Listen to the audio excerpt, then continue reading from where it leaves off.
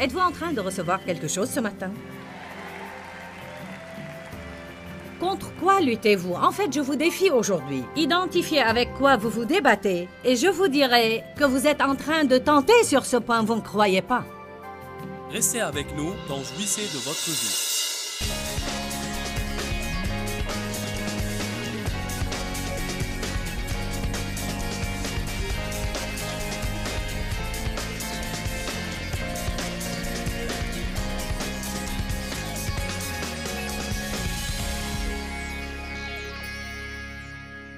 Vous ne pouvez même pas vous occuper de vos problèmes si Dieu ne les oint pas. Pour que vous en soyez délivrés. Dans le cas de certaines personnes, Dieu est en train d'essayer d'agir sur leur tempérament, alors qu'eux étudient les finances. Vous ne pouvez être délivré que des ennemis que Dieu place entre vos mains. Vous pouvez être délivré uniquement des ennemis que Dieu place entre vos mains. Qui comprend ce que je veux dire par ça? Nous pourrions voir quelqu'un d'autre être délivré d'un problème avec lequel nous avons aussi des difficultés. Nous voulons savoir comment ils ont fait ça et ce que l'Éternel révèle et nous commençons donc à œuvrer sur ce point alors que Dieu essaye d'en traiter un autre. Vous ne pouvez même pas changer sur ce point si Dieu ne vous donne pas la grâce. Vers quoi Dieu donne-t-il la grâce? Vers ce qu'il cultive en vous en ce moment. Pour ça, ça ne sert à rien quand Dieu essaye d'agir en vous de dire « c'est trop dur, ce n'est pas le temps approprié, je ne suis pas prêt pour ça ». Parce que si Dieu opère sur vous, vous êtes donc prêt. Peut-être vous ne voulez pas l'être. Mais vous l'êtes. Bon, en tout cas, j'ai lutté en tentant de me changer. Je veux dire, j'ai essayé d'être silencieuse, j'ai essayé d'être soumise, j'ai essayé d'être gentille. Et plus j'essayais, moins ça marchait. Alors j'ai remarqué cette parole dans Jacques 4 et j'ai commencé à recevoir une révélation. Le tout vaut la peine d'être lu. Pourquoi ne commencerons-nous pas par le verset 1? D'où viennent les conflits, les dissensions et les querelles? J'ai eu plein de querelles dans ma vie. Comment les conflits, les querelles et les disputes commencent? Ne viennent-ils pas de vos passions qui combattent dans vos membres? Vous êtes jaloux, vous convoitez ce que les autres ont et vos désirs ne sont pas satisfaits. Vous devenez donc meurtriers parce qu'en ce qui concerne nos cœurs, haïr, c'est tuer. Vous brûlez d'envie et de colère et vous n'êtes pas capable de parvenir à la satisfaction, le contentement et le bonheur que vous cherchez. Donc vous luttez et vous faites la guerre. J'ai reçu une révélation juste ici. Vous n'avez pas parce que vous ne demandez pas. Oula! Ça a changé ma vie parce que je me suis rendu compte que je n'avancerais pas tant que j'essayais d'accomplir beaucoup de choses. Mais ce que je devais faire, c'est céder et demander tout simplement à Dieu. Si la prière est légitime et c'est le moment qu'il a choisi et c'est bien sa volonté, il l'exaucera. Alors je me suis débarrassée d'un grand fardeau quand j'en suis arrivée à ce point-là, parce que j'ai commencé à demander à Dieu tout ce qui me passait par la tête. Et ma foi en lui m'a aidé à savoir tout ce qui est approprié pour moi. L'Éternel m'a dit une fois, « Joyce, je ne te cache jamais rien. Ne pense jamais que quand tu me demandes quelque chose, si tu ne le reçois pas, je te le voile. Parce que vraiment, en fin de compte, il y a quelque chose que je sais serait mieux pour toi, et ce n'est pas encore le moment juste dans ta vie. Donc nous devons mettre notre foi en Dieu. Ceux qui ont cru entrent vraiment dans le repos de Dieu. Vous ne jouirez pas de votre vie si vous ne vous en remettez pas à Dieu, car vous essayez de trouver quelque chose d'autre. Vous essayez toujours de faire de sorte que quelque chose se passe. Vous n'appréciez pas où vous êtes si vous essayez tout le temps de parvenir là où vous n'êtes pas encore. Entendons un grand amen de vous tous.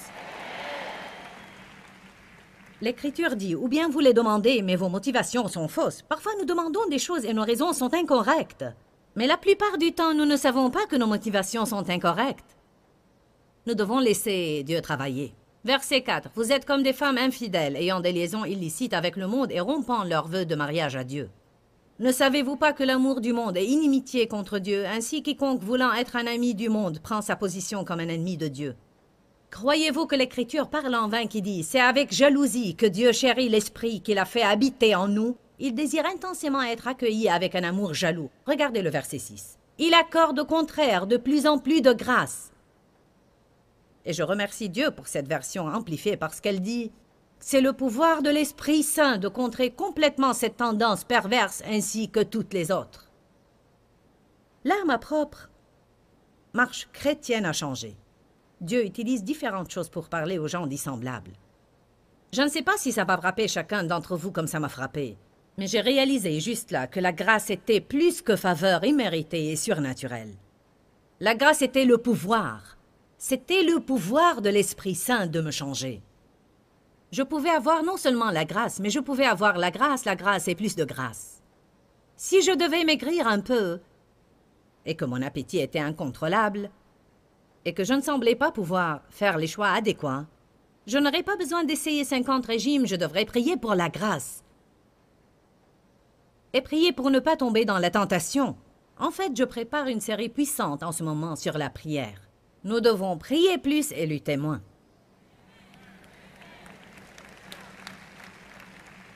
Quand vous priez, vous envahissez des impossibilités. Le diable dit, c'est impossible, vous n'allez jamais avoir une percée. Quand vous priez, vous invitez la puissance de Dieu dans ces circonstances et Dieu commence à changer ces circonstances. Vous ne possédez pas parce que vous ne demandez pas. J'ai essayé de garder ma bouche fermée, mais je n'ai jamais demandé à Dieu de m'aider. J'ai essayé d'être soumise, mais je n'ai jamais vraiment demandé à Dieu de m'aider à être soumise. J'ai essayé d'être gentille, mais je n'ai jamais demandé à Dieu de m'aider à être gentille. Dieu ne nous permettra pas d'y arriver par nous-mêmes, car si nous y parvenons par nous-mêmes, nous nous attribuerons le mérite. Dieu veut nous changer surnaturellement et souverainement pour qu'il en reçoive la louange. Mais il nous donne de plus en plus de grâce pour contrer cette tendance perverse et toutes les autres parfaitement. Quelle sorte de tendance pernicieuse avez-vous? Qui peut penser à une tendance malsaine dans sa vie qui doit être changée? En haut, dans les balcons, pouvez-vous tous penser à quelque chose qui a besoin d'être changé dans votre vie? Qui peut témoigner de cela aujourd'hui? Nous essayons, n'est-ce pas? Mon Dieu, j'essaie! Eh bien, j'essaie! Éternel, j'ai fait tout ce que je sais faire. Et que veux-tu, Éternel, que je fasse? Si tu me montres juste quoi faire, je le ferai, Éternel, mais je ne sais que faire. Mais qui vous demande de faire n'importe quoi?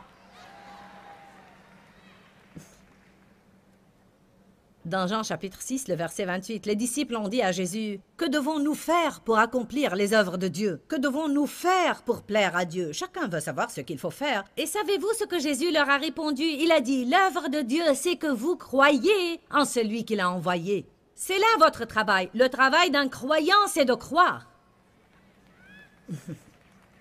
Que quelqu'un reçoive une révélation.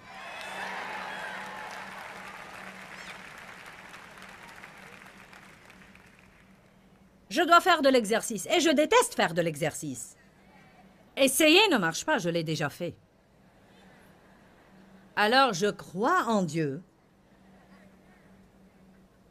Et vous devez croire en Dieu avec moi. Et j'obtiens une certaine percée. Il y a vraiment des jours où ça me plaît. J'ai hâte d'y aller. Et puis quand je commence à déchoir de nouveau, je prie davantage. Éternel!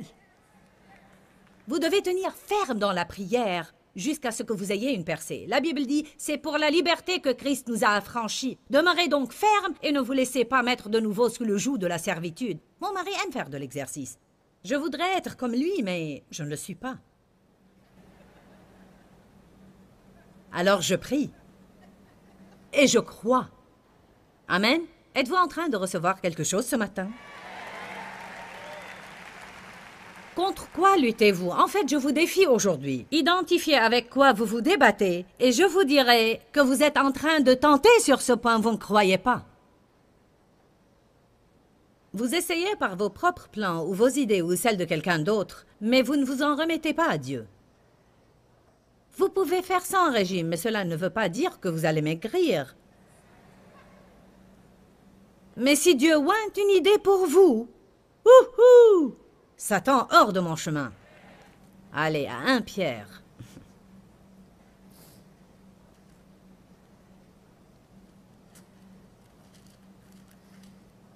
Ne gaspillez pas votre grâce. Wow! Paul dit, sa grâce envers moi n'a pas été vaine. Je ne contrarie pas la grâce de Dieu. Que veut dire contrarier la grâce de Dieu? Puis-je vous poser une question? Si vous êtes debout là à lutter,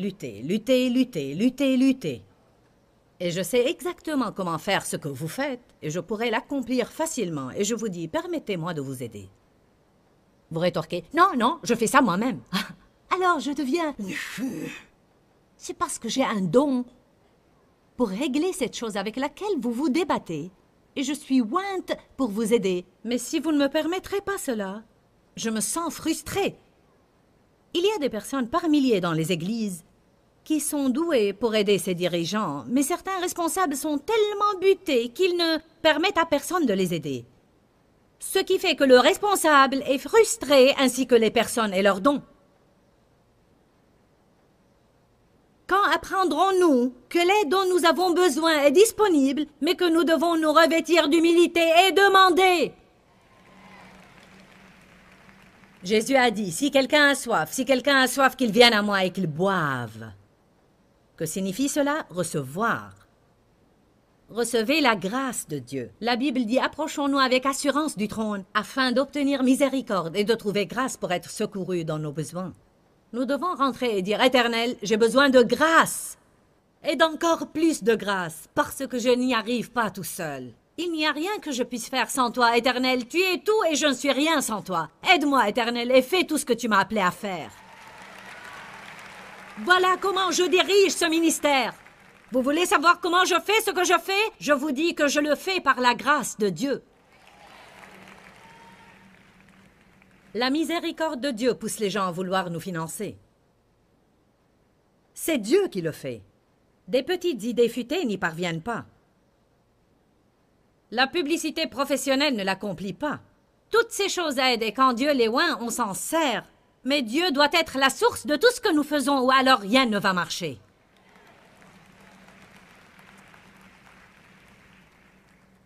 « 1 Pierre 5 » La seule façon de nous changer, c'est par la grâce de Dieu. Combien d'entre vous sont fatigués de lutter contre eux-mêmes? Alors pourquoi ne me faites-vous pas une faveur et commencez simplement à prier au sujet de ces circonstances et remettez-vous-en à Dieu? Quand vous priez, vous plantez une graine. La prière est une graine. Tant que la terre subsistera, les semailles et la moisson ne cesseront pas. Vous devez comprendre qu'entre votre graine et votre récolte, il y a le temps. Vous plantez votre graine, vous passez par une période de temps en ayant foi que vous allez avoir une récolte. Vous priez et demandez à Dieu de vous changer. Pour cela, je suggère pendant ce temps de remercier Dieu, même si vous ne voyez aucun changement. Vous croyez que sa force agit en vous. Avez-vous jamais prié pour un parent ou un ami pour les voir par la suite empirer? C'est en fait de très bonnes nouvelles. Pourquoi? Parce que cela signifie que Dieu opère sur eux. Les gens empirent quand Dieu commence à agir sur eux. Vous priez pour avoir de la patience et vous obtenez des opportunités. Vous priez pour pouvoir aimer le haïssable et vous obtenez des opportunités. Alors vous pensez, j'ai prié, Dieu n'est pas à l'œuvre, il y a plus de pression que jamais. Non, il essaie de faire ce que vous lui avez demandé. Gloire à Dieu. Aïe, alléluia.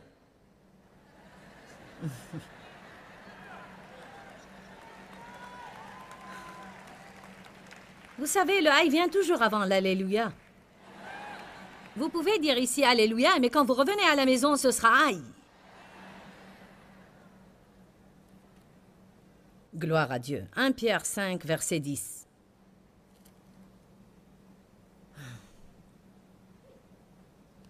Après que vous aurez souffert un peu de temps, le Dieu de toute grâce, qui transmet toute bénédiction et toute faveur, qui vous a appelé à sa gloire éternelle en Jésus-Christ, vous perfectionnera lui-même et vous accomplira tel que vous devez être. Oh, alléluia! Qui va me perfectionner et m'accomplir tel que je dois être? Le Dieu de toute grâce. Pourquoi dois-je souffrir d'abord? Savez-vous où la souffrance commence? La souffrance commence entre le temps où nous nous rendons compte que nous avons un problème jusqu'à ce que nous nous épuisons à essayer de le résoudre. Et après être parvenus à bout de nos limites, nous nous rendons compte que nous ne pouvons pas y arriver, nous nous en remettons complètement à Dieu, et ensuite nous recevons une percée. Après que vous aurez souffert un peu de temps, le Dieu de toute grâce. Vous voyez, même en vous disant de vous en remettre à Dieu, et bien que vous soyez bien déterminé à le faire, vous allez rentrer chez vous et il y aura quand même une forme de souffrance dans le fait de ne pas céder à la tentation, parce qu'il y a quelque chose dans notre chair qui est si... Et pendant que cette énergie de la chair passe totalement, il y a comme une sorte de souffrance qui survient, parce que vous devez vous retenir pour ne pas vous laisser aller.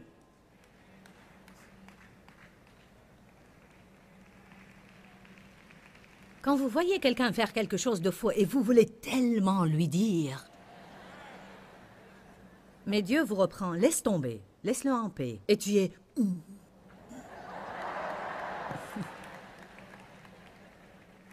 Lisons 1 Thessaloniciens 5. Nous finirons avec ça.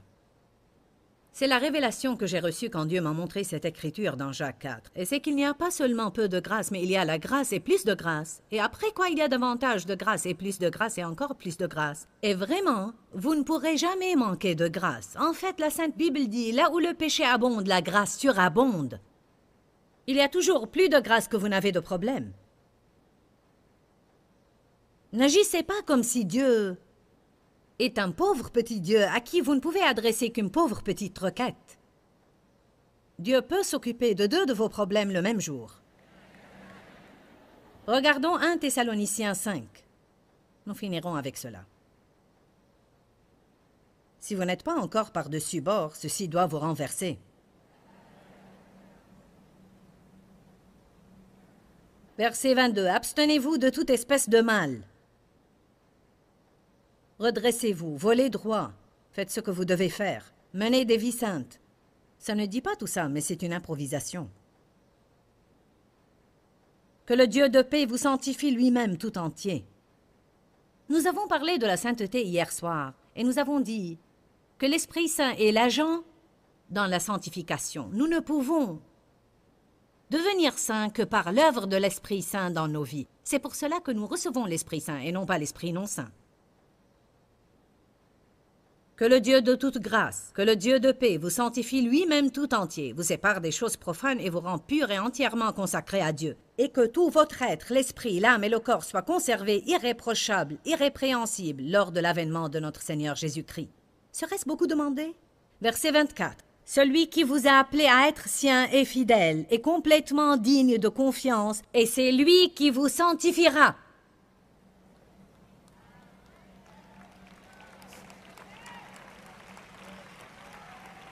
C'est lui-même qui le fera. Il réalisera lui-même son appel. Comprenez-vous ce que je dis aujourd'hui? Vous êtes sauvés, et cela en recevant par la foi la grâce de Dieu. La Bible dit dans Colossiens 2,6, « Ainsi donc, comme vous avez reçu le Seigneur Jésus-Christ, marchez en lui, vivez en lui et réglez vos vies. » Les mêmes circonstances où vous étiez quand vous avez reçu Jésus, c'est dans ces mêmes circonstances que vous êtes chaque jour de votre vie, et c'est dans ces circonstances que vous allez rester. Vous espérez avec votre foi, hein, et vous recevez la grâce de Dieu. Vous savez que vous ne l'avez pas mérité, vous savez que vous ne l'avez pas gagné, et cela suscite en vous un esprit de gratitude. Merci, Éternel. Merci, merci, merci. Merci, Éternel. Tu es digne d'être loué. Arrêtez de lutter. À chaque fois que vous vous sentez frustré, à chaque fois que vous avez l'impression de lutter, vous devez vous dire aussitôt et à l'instant, « Je suis dans les œuvres de la chair et je dois revenir dans la grâce de Dieu. » Si vous avez des enfants à la maison et vous avez l'impression de lutter et d'être frustré au point d'abandonner, vous devez dire, « Éternel, j'ai besoin de toi pour m'aider. Aide-moi, donne-moi la grâce d'être agréable bien que je ne me sente pas bien. » Quand je ne me sens pas bien, je prie toujours pour une mesure supplémentaire de grâce pour que je puisse me comporter de façon correcte. Il y a un autre verset que je voudrais vous montrer avant de terminer, et je promets de finir et de vous laisser aller manger votre hot dog. Allez à 2 Corinthiens. Je crois que cette écriture est très importante. 2 Corinthiens, chapitre 12. Regardez bien le verset 8. Il y avait quelque chose qui tracassait Paul. La Bible l'appelle une écharde dans la chair. Certains pensent que c'était une maladie, d'autres disent que c'était Satan lui-même, d'autres encore pensent que c'était une personne qui l'accablait. Le principe est le même, peu importe ce que c'était. Paul était vraiment gêné. Verset 8. 3 fois j'ai prié le Seigneur et l'en ai imploré et l'ai supplié de bien vouloir l'éloigner de moi. Verset 9. Et il m'a dit ma grâce, c'est-à-dire ma faveur, ma générosité, ma bonté et ma clémence, te suffit. Elle est suffisante contre n'importe quel danger, et en fait, elle te permet de supporter la difficulté résolument. parce que ma force et ma puissance s'accomplissent de la façon la plus efficace dans ta faiblesse. L'Éternel dit, « Ma grâce vous permettra d'être dans vos circonstances et d'agir comme un homme mûr ou une femme de Dieu. » M'entendez-vous bien ce matin? Peut-être avez-vous un époux qui n'est pas sauvé. Priez pour la grâce et Dieu vous amènera à être là et à être une lumière et à porter le fruit de l'esprit même en temps difficiles. Peut-être avez-vous un enfant avec un handicap d'apprentissage ou alors une personnalité trop pénible et difficile pour vous. Priez pour la grâce. Si Dieu vous a donné ces enfants, alors vous avez la capacité de les élever. Priez pour la grâce et plus de grâce. Passez votre temps avec Dieu chaque jour et puisez de lui la force dont vous avez besoin. Ceux qui se confient en l'Éternel renouvellent leur force. Ils prennent leur vol comme les aigles. Ils courent et ne se lassent point. Ils marchent et ne se fatiguent point.